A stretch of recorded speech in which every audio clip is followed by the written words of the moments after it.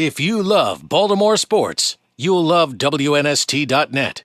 Are you a contributor there through Arizona State or with the Cardinals, or is most of your work that you're doing and your legacy back here in Baltimore that you come back a couple times a year? I mean, honestly, I reached you just figuring at some point you would come back. Maybe it's September, October, November, whatever it would be in the season, because I saw you when Art passed away. You came back. You were still playing, and I saw you last year. You ran back for something. You ran for a day or two. Last year I came back for the New England game. I did a little bit of the media broadcasting. I did half the game on the radio with Jerry Sandusky and Kadri Ismail. Okay. So, my thing, I always want to be part of this community. I'll always be coming back. It's exciting every time I do come back. In fact, my wife, she misses it. She's like, every time I'm getting ready to get on a flight, she's like, I'm coming with you. Can I come? And so we try to manage that. But with 5 kids, we've got a lot going on. Tell us about your kids. You got 5 kids, and I know you're real proud of them. And last year at the owners' meetings, I was writing Purple Rain 2, and I called Dennis to come over and talk to me for the book. And I knew Todd was in. I didn't realize how close they were. They showed up in the same vehicle. We got together and we had breakfast together at a hotel out in Arizona. And you really turned into like a mentor for him. But you both had children on the way at like the same. They were due a week or two apart, right? They were due a week apart. They actually were born 2 days apart. His little boy Decker, his birthday is Friday. His birthday is Thursday, and my daughter's birthday is Saturday of this week. So they're both turning 1 this week. But they were born 2 days apart. That was your 5th and his first. This is my 5th, his first. They were born 2 days apart, and we were rooms next door to each other in the hospital. So it was pretty funny just going next door, seeing how. And your wives like each other too, and right? Dennis were doing. Yeah, it was pretty cool experience to have that. Well, tell me about your kids. How old are we now? Well, I've got 5 kids. We're super busy. My oldest is 11 now, and she was born my 2nd year here. And so she's 11 now. My youngest is about to turn 1, so I've got bookend girls that are just awesome. They're my oldest daughter. She's been so cool. I don't know where she gets it from, but she's the one that she's much older and much wiser and much more mature than she should be at 11 years old. Takes after Ashley. It's a good thing, right? And then I've got 3 boys in the middle, and so the boys are just they're rugrats. They're boys, and I've got twin 8-year-old boys and then a almost 3-year-old boy. And they're playing ball. They're playing everything. They're playing flag football. They're playing in the middle of baseball season right now. But we try to do a little bit of everything. They play soccer. They swim. They do everything. And they golf. I try to let them do everything to be able to pick what they want to do. So it's been a lot of fun watching them grow up. It goes way too fast, just like my football career did. It went way too fast, but. You try to enjoy the ride. You try to enjoy the journey.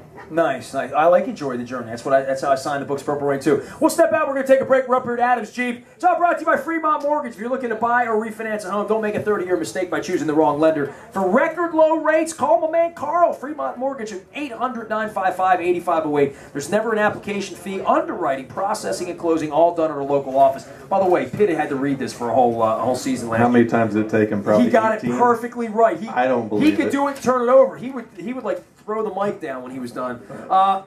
Rates are record lows. This will be the last mortgage you ever take out. Why risk it with someone else? Call Fremont Mortgage, 800-955-8508, or visit FremontMortgage.com. NMLS 1071. Every time I do a show at Adams Jeep, it's the most polite crowd.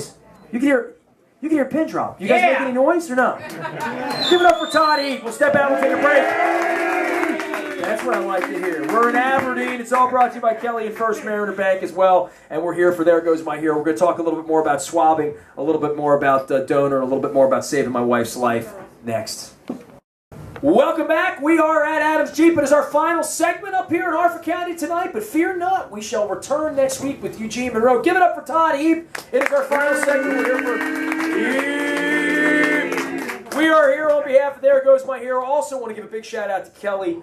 Kelly's pleased to sponsor our Raven Player shows. We're going to be doing at least 10 of these during May and into June. Kelly's committed to fighting leukemia and to the overall health and wellness of our community. I want to give a big shout out to Frank Kelly, the whole Kelly family, and they can help you and your family with health insurance coverage.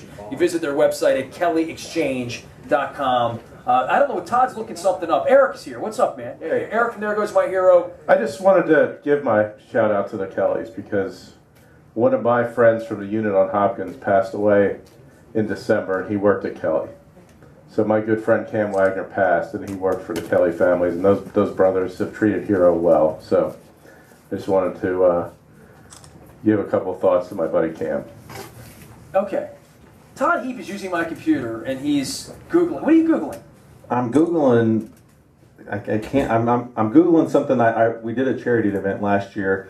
It's something that Dennis Pitt is involved in the Arizona area with a family that we're both close to, and I'm Googling something because I can't remember the exact. She's got a very rare disease. But you were swabbed. We swabbed last year at this charity event, and so I'm unfamiliar with the whole swabbing process and if it's all the same.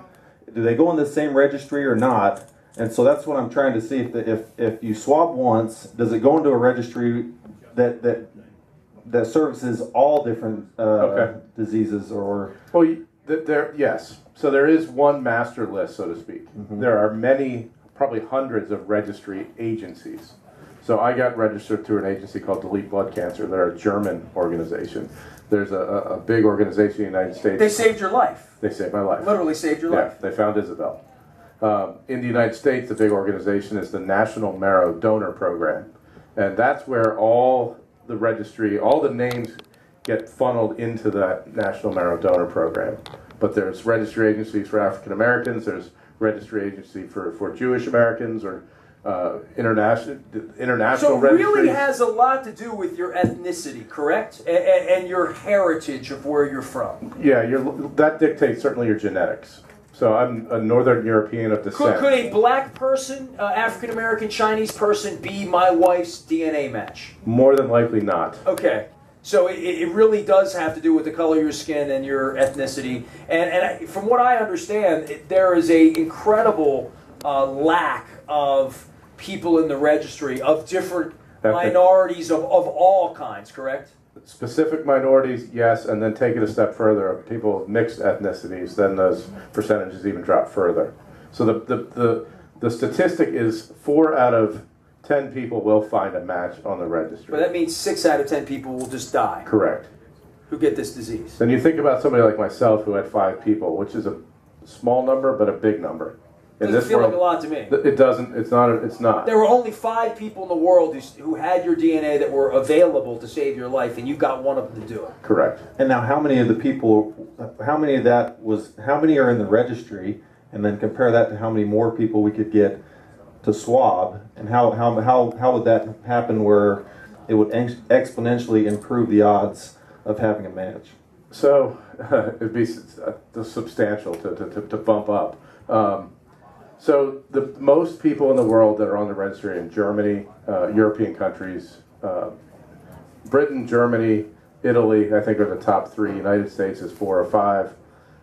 So of course. Have they been swabbing there just a lot longer? Isn't this part of like being on Twitter? The longer you're there, the more followers you have. The longer you've been swabbing, the more people would be in the registry. Yeah, the longer they've been swabbing, and I make the analogy of everybody knows breast cancer in the United States, so everybody knows the big causes for breast cancer. Everyone's heard of Susan Komen. Yeah, Komen's huge in the United States. In Germany, there's an organization called DKMS.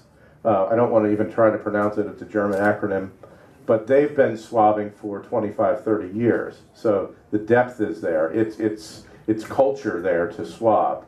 And they have a socialized medicine. I don't think that's necessarily why everybody swabs, but it's certainly part of why people can swab so easily. A large percentage of their population's in the database because it's just what they do. Right. And again, to the benefits of my lineage, Danish and Austrian.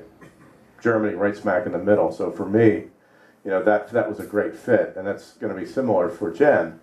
But again, you start going to different places into Asia and India and African Americans or any ethnic group is going to have. If you love Baltimore sports, you'll love WNST.net.